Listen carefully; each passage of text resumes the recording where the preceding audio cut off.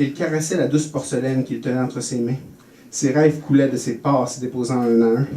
Il les collectionnait, il les cajolait, il en buvait le contenu pour répéter l'extase.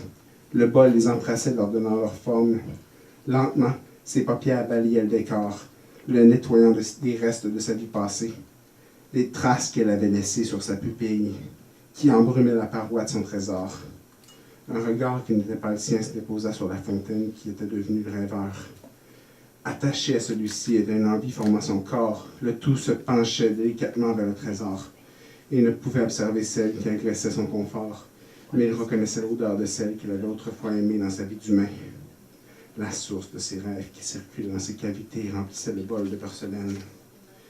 Elle venait reprendre son nectar. Il ne pouvait en être autrement.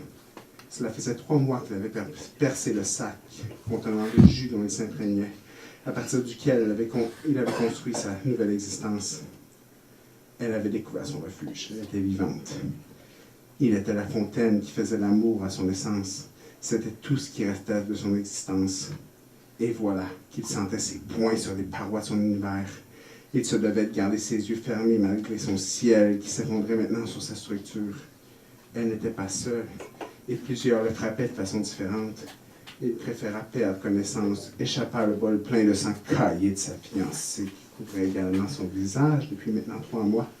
Il figea l'univers dans le temps, de par sa mort, entouré de ses parents, amis et amour, là pour venger le vol du sang de celle qu'il avait brisé.